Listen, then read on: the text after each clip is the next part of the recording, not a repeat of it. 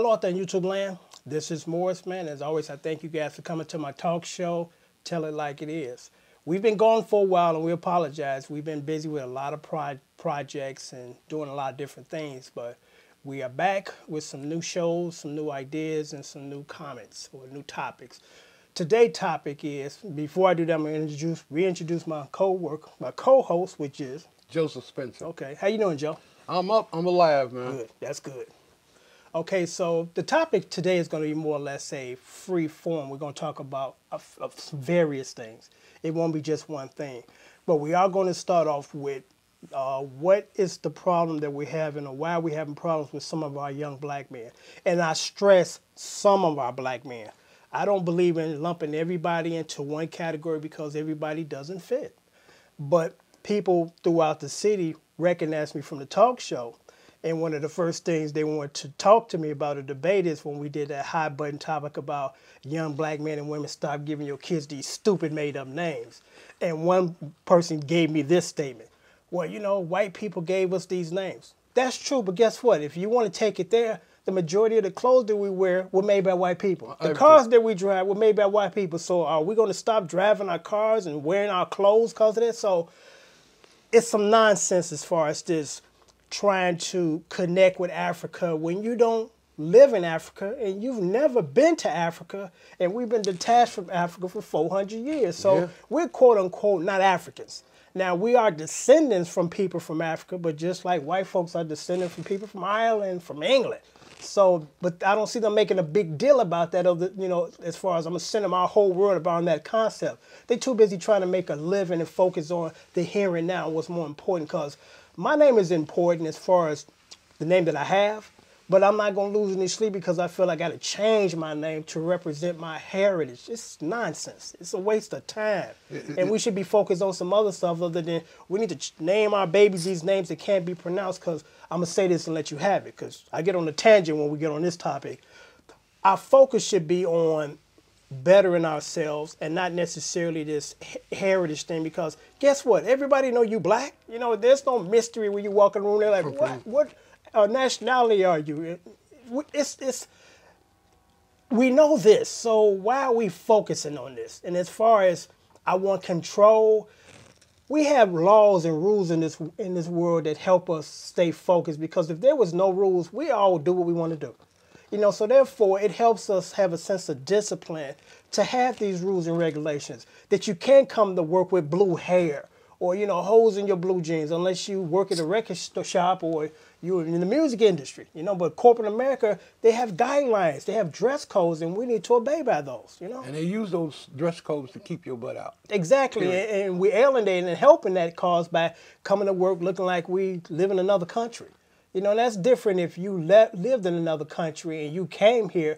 Yeah, your heritage is from the motherland, but I was born here. My daddy was born here. His daddy was born here. So on and so forth. His daddy was born here, yeah. Exactly. So, you know, we need to get off that because that's not important. What's important is securing a future for you and your kids and following guidelines that are actually beneficial, as opposed to you helping alienate yourself by wanting to go left when everybody's going right. You know, business is just not about you. It's about them and you coming in and helping them make their business bigger and stronger.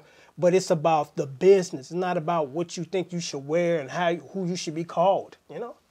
But, you know, so be it. But turning it over to Joe, because I can run off like a racehorse on this one. You're talking about social media, fashion, food, language, entertainment, all that. You just got it all in there. And people, young kids don't realize what they're doing started 40 years ago. Absolutely, they don't. They don't realize that. And I partially blame us, or more so blame the older people, because we are responsible for our kids. We are responsible for their development. And if they kind of fall out of place, it's our fault, or it's our responsibility to put them back on track. You know, they don't know any better. And here is a thing that somebody brought to my attention that I kind of didn't notice. They was like, gold tips. I'm like, what's gold tips? What is gold tips? And gold tips are these young guys that wear these braids and their hair are dyed and the tips are gold. And I'm looking at this, and you've seen these guys with the braids, the Jamaican-looking braids. I'm like, these guys never been to Jamaica. This is a Jamaica culture. Why are you clinging on or embracing this? And the answer to that question is we follow or we emulate what we see. Number one, dreadlocks start off being a spiritual thing. For people from Jamaica, From which is people- totally understandable. That's their culture from their land. And it started off being a spiritual thing. When it hit the States, it became a political thing like the natural. You know, it was a political and a social statement, the natural was. You know, there were very few people who had it. And if you did, in certain neighborhoods, you were criticized. I talked to a lady, I was at the clinic, and she was telling me I didn't know what I was talking about. And she told me it's not true. And I said, well, in the 60s, in my neighborhood, I was the first one with the natural, and I was ostracized about it, told, get out the house, go get your hair cut, and was called a homosexual. You know. But you know what's interesting, if I can interject about the natural, that was something that did come from this country. It came from the culture from within this country. You know, I found out that the natural actually came out of the service with black women.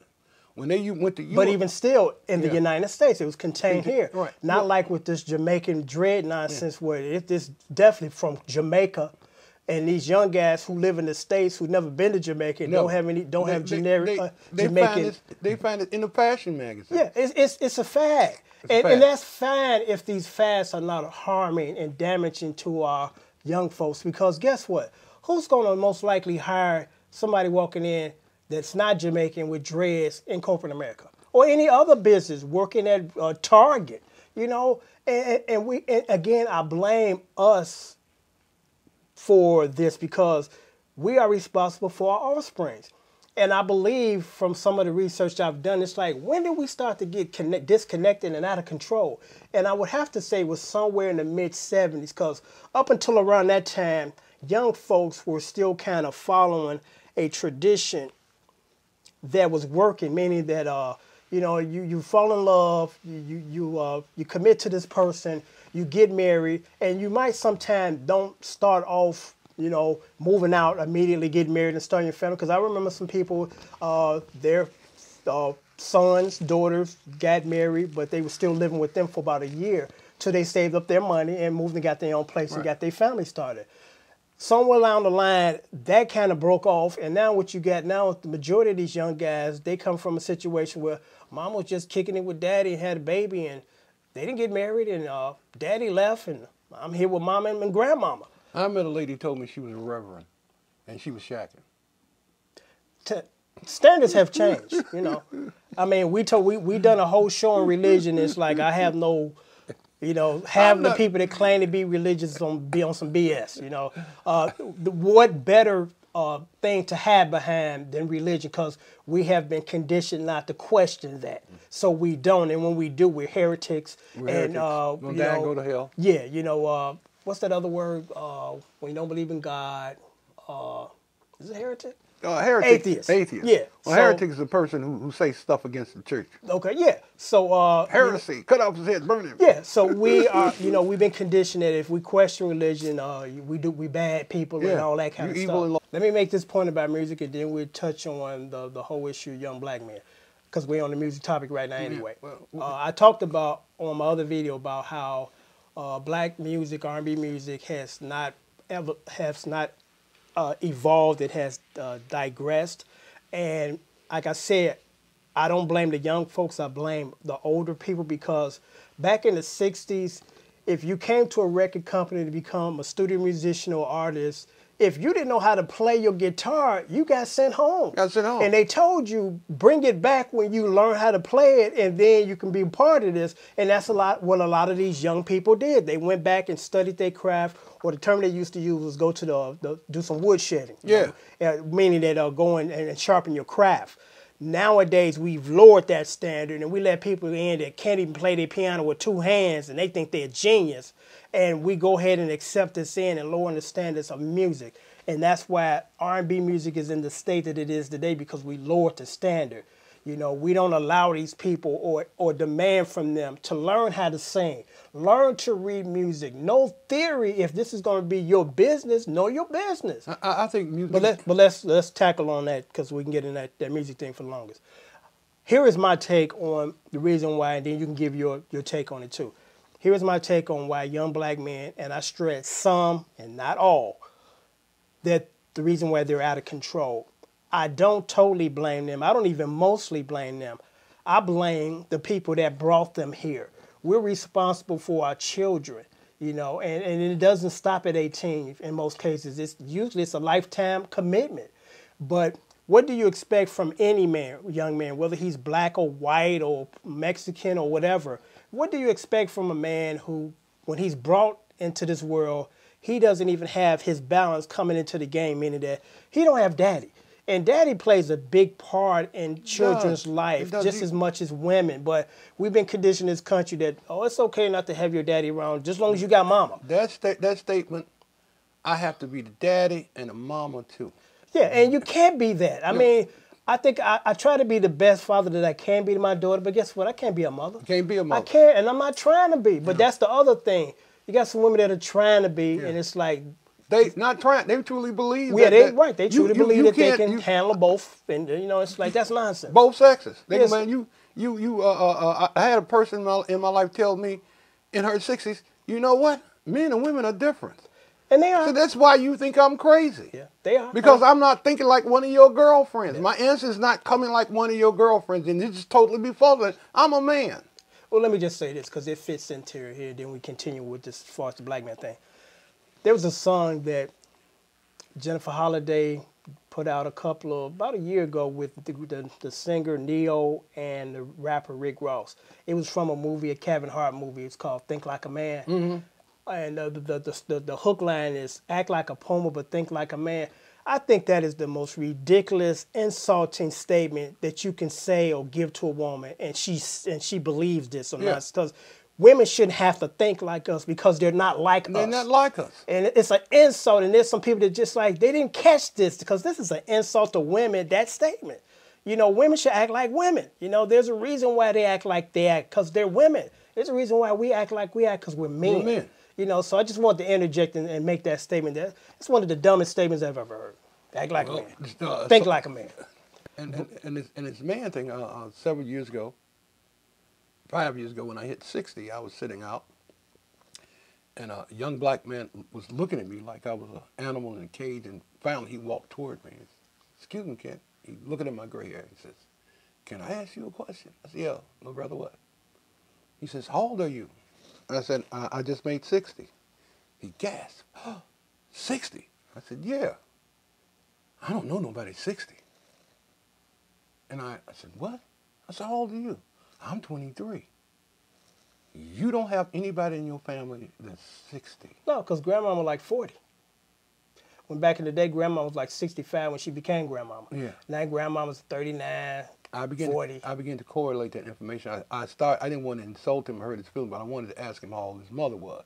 And I figured she probably was 15 years older. Exactly. 15, 16 years older than her. Maybe even 13. Right. And grandmama 15, 16 years older than her. Yeah. And that goes all the way back to slavery. I know, yeah. And that's a good point. Yeah. And by no means we think that we have the answers to these social problems, but these are just our opinions. And one of my opinions is this, and we don't know any better. We have no business having kids when we can't afford them. Can't afford You know, if you can afford 5 or 16 kids, that's wonderful, but you ain't got a dime in your pocket. You don't have a job, no skill sets, no education.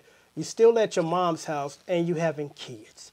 And it's just not a monetary thing. It's a spiritual... And it's a time-consuming thing, because kids are a big investment in your time and your money. And your money. And but if you're already struggling, and I just said to let you take it, if you're already struggling, the last thing you need is to put a baby in the picture where now you got to take some of your time that you don't have much of, or you know, you're not utilizing your time properly, and money, and focus on trying to get your kid to become a developed individual. You know, so there are a lot of things we need to do or have to do on our own to assure that we might have some type of success in life at some point in time. Because the last thing you need is something that's going to set you back. And that's what we've been doing now. You know, these young guys that are out here, they mama had them when they were 16 years old, didn't marry daddy. 13, 14, exactly. 16. At home with their mama, you know, living on the system of welfare. So we're doing ourselves more damage than good when we come out of the gate doing these things that are not going to be beneficial to our development. We need a class that will help these young folks stay focused as far as what not to do. Because here is the scenario. You got the average guy, young black guy, out there being sexual, have a baby. He kind of leave the scene and he's not committed to this woman. And then all of a sudden he think he's gotten away. You know, I'm not taking care of that baby. Probably wouldn't mind anyway. 5, 10 years later down the line, he's working a minimum wage job because he didn't go to college or don't have any skill sets. So he's struggling with his present family and his present kids. And guess what? He go to work one day, get his paycheck, and 30% of it's missing. And he's upset. And what happened was they caught up with him. Right. You know, so it's like, don't be stupid and put yourself in that situation that in a couple of years, because there are 2 things you can't avoid in this country: paying back your college loans and paying child support. You can file bankruptcy all day long. That's not going to help you. You have to leave the country. Yeah, and when you come back, your tab is still mounting. Well, it's funny you mentioned that. Back then, it was customary to have a lot of kids. But guess what? The majority of those kids were by the same man, and most likely they were married to that dude before he left. And they were going out the field. Yeah, but now it's like it's very common for a woman in her 20s to have 3 kids, never been married, and 2 of those kids are by 2 different other men. You're right. And these were short-term relationships. Sometimes these guys had left before the baby was even born. And that's all mixed up with the gangsters and the music and killing folks. Yeah. It seems like being able to kill another man is a masculine thing in certain black neighborhoods. You're not a real man unless you can blow somebody's brains out. Yeah. And there are actually little girls who get off on that. Yeah.